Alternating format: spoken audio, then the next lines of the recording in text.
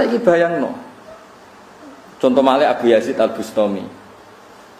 Ada ayat wasiqal ladzina taqaw rabbahum minal jannati sumara. Sampeyan ngomong takwa itu digiring mlebu swarga. Digiring ku ya digiring. Siqa itu maknane apa? Digiring. Wa Abu Yazid nangis. Ya Allah cek celakane wong iku. Wong kok digiring. Padahal digiring mlebu swarga. Muridnya malah bingung. Piye karepe guru kuwi? Wong digiring swarga kok malah di iku nang jare Abu Yazid iku nang ndi wae wong mlebu swarga kok cek digiring. Sesuai muridnya takok. Lah maksudnya jenengan sepundi? Pas iku aku pinggir pangeran dadi aku ora perlu digiring. Maksudnya kelayaban ning ndi wae mlebu swarga kok cek digoleki perlu napa? Digiring. Ternyata Abu Yazid punya dasar, yaitu tadi innal muttaqina fi jannati wa nahar fi maq'adi sidqin 'inda malikin muqtadir. Saat itu orang-orang dekat Allah wis jejer pangeran dadi ra perlu digiring. Piye jajar? Itu orang-orang yang spesial dalam memahami apa? Quran. Lha iku sing dimaksud wa yaqulul asyhadu haula'il ladzina kadzabu ala rabbihim. Ketika orang dihisab itu para nabi dan para wali posisinya jejer pangeran, posisinya jadi syahid, jadi saksi. Saiki sampean tak bedheki, saksi itu ikut diaudit apa ndak? Saksi itu ikut dihisab ndak? Ndak, masa saksi. Jadi mau ngasih setok. Bener Mustafa iku matem mat. Ya Nabi Allah, bener Mustafa matem nggih Gusti. Iki bener matem nggih. Masa saksine dhewe. Nah, orang-orang seperti ini tentu enggak ngalami wasiqah digiring. Saat itu yang kelas-kelas saksi sudah innal muttaqina fi jannati wa nahar fi maq'adi sidqin inda malikin. Nah begitu juga seterusnya. Ada cerita orang kalau mau masuk surga itu melewati siratal mustaqim. Jarene iku cilike koyo rambut dibagi pitu, landhepe koyo pedang. Wis mesti cebloke.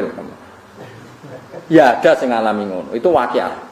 Tapi ana sing langsung sak kedepan tok. Macam-macam. Artinya setiap teks hadis itu pasti konteksnya berbeda-beda, subjeknya juga berbeda-beda. Kadang yang berbeda-beda itu waqiatul hal, kadang bisa dikias, bisa apa? Dikias. Mulane kula suwun sing biasa maca buku terjemahan niku nak fatwa niku ngenteni dawuh ulama, karena ulama sing roh jlimete wau ma'anil Quran. Jadi kowe aja mentang-mentang, "Oh ini ayatnya jelas, maknanya demikian." Jelas mbahmu, jelas-jelas piye. Karena kita yang baca banyak. Pasti perbandingannya seperti itu.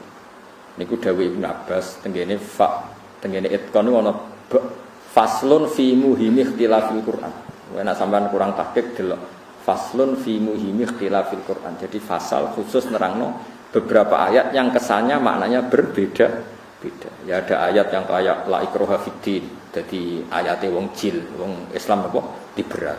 Ana ayat fakulul musyrikin spesialis milik orang ekstremis. Macam-macam. Lah ya ora ana Quran kok ayat iki wae iki mboten tadi. Memang konteksnya berbeda-beda.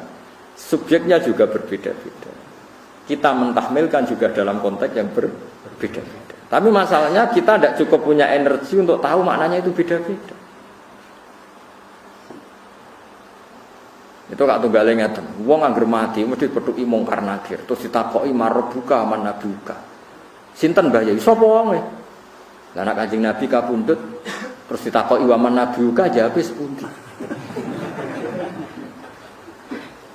Mestinya itu kan ya kita tahu kan enggak mungkin pertanyaan itu untuk Rasulullah. Karena tidak hanya Rasulullah, orang-orang yang takwa siapapun ketika mati adalah wa absyiru bil jannatil lati kuntum tu'ad. Tatanazzalu alaihimul malaikatu alla takhafu wa la tahzanu. Pasti malaikat datang dan menyambut kamu enggak boleh susah, kamu enggak boleh. Lah nek ora oleh susah ngomong karena kire gawa godo kan kacau. Mulane ning dunia kewalian niku masyhur. Dadi marbuka nek Imam Sibawayh ditakoki marbuka iku mungkin akhir takok iku mane iku mausul ta istifham. Nah, malaikat mungkin akhir atau apal alfiyah bingung ngopo. Itu jek apik Imam Sibawayh jek sopan, paling parah Rabi'ah Adawiyah. Rabi'ah Adawiyah iku sak urip-uripe kok kangen pangeran. Sampai saking senenge pangeran itu kenapa engkau ya Allah Tuhannya orang banyak. Dia kecewa punya kekasih yang milik orang banyak. Jadi, ya Allah, kenapa engkau milik orang banyak? Sanggup senengin pengiran. Sak urip-uripe mau ambek pengiran tok. Semua nang pol pengiran.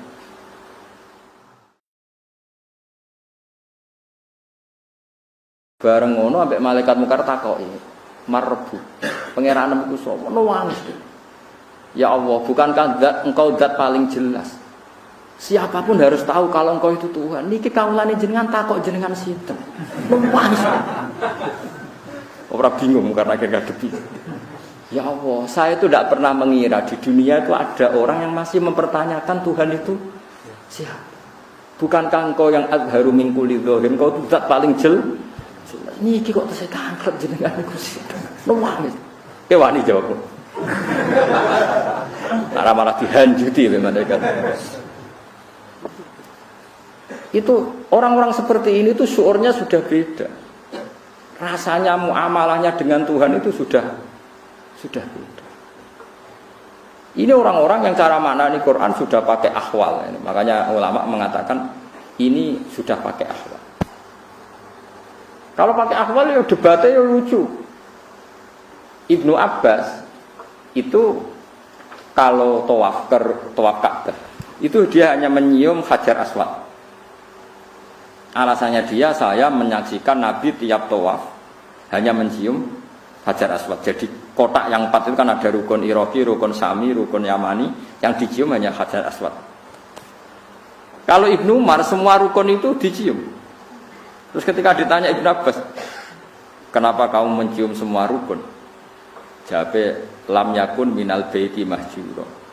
Enggak boleh dong sama-sama Baitullah. Terus mahjuro dibiarkan begitu saja tanpa penghormatan khusus. Terus dari Ibnu Abbas, tapi saya melihat Nabi hanya mencium yang ini. Ya wis, waktu ini Ka'bah liyane ra ono gunane, anggap ae ra penting. Ya ora ngono, yang ini kan enggak ada selesainya. Cara pandang Ibnu Abbas dan siapa? Ibnu. Ya seperti itu. Ada lagi ulama yang cara tawaf itu mesti mundur 1 meter. Niku kalau peringat mbek kanca-kanca sing badhe haji napa badhe umroh. Kena kepengen tawaf mesti sah. Iku menjauhi Ka'bah minimal 1 meter. Itu mujma' alaih sah menurut ulama seluruh dunia. Qadiman wa hadisan, mulai zaman dulu sampai napa sekarang. Karena secara riwayat Ka'bah itu dibangun itu sudah agak berkurang sedikit dari bentuk aslinya zaman Qawaidin Qaib. Sehingga kalau yang tawaf mepet Ka'bah ditakutkan dia bukan tawaf ngitari Ka'bah tapi dia tawaf dalam Ka'bah. Mulane nek khase ulama mesti nak tawaf mundur ke Ka'bah. Khase wong awam seneng parek Ka'bah wis ra sambung. Ya tapi kowe ngomong ini ki mari fitnah, tapi ra mbok omong iki ilmu harus kita diskusikan. Sing darani tawaf kan ngubengi Ka'bah. Mulane nang fatwa iki dirangno aja geman mepet-mepet Ka'bah, apa meneh nganti nginjek pondasi Ka'bah. Iku jenenge ora tawaf ngubengi Ka'bah, tapi tawaf di dalam Ka'bah. Mulane pemerintahan Arab Saudi tak anggap pinter. Hijir Ismail sing sisi kanan itu ditutup. Kuatire kok wong tawaf blusek mlebu hijir Ismail. Nek mlebu hijir Ismail kan otomatis tawafe gak sah, mergo tawaf di dalam Ka'bah. Mulane sisi sing kok Hajar Aswad kan ditutup. Sehingga kalau kita ingin mlebu hijir Ismail ya dari pintu masuk ya pintu apa keluar. Niku perhitungannya ya seperti tadi. Yes ngoten kon kenjimeten ulama. Akhirnya Imam Malik didhawuhi ngoten mbek Imam Syafi'i, Imam Malik duka. Ya Syafi'i kowe ora usah ngomong ngono.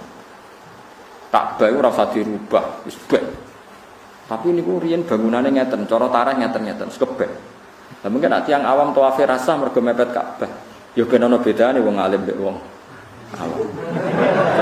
Jadi Imam Malik enteng ya ben ana bedane wong alim mbek. Dadi kula bolak-balik tawaf ning Ka'bah tak titeni. Kula roh tawafi Habib alim sak donya, sampai wong alim terkenal. Tak tawafi standar, mesti mepet Ka'bah terus mundur sak meter terus nembe tawaf. Yo gayane padha ra jajian, padahal ya saling ndak kenal. Ya kula melok gaya alim akhire wong katut-katut. Tapi kira usah kecangkeman sok suci darani sing mepet Ka'bah rasa. Wong pangeran ku luwih apik timbang kuwe. Nah pangeran darani sah kabeh apa? Wong pangeran Rahman apa? Ya wis keben. Bener Imam Malik ya kepen ora roh ya sawai ya sapi ora roh. Tapi nak kue ya rasa roh orang lakoni.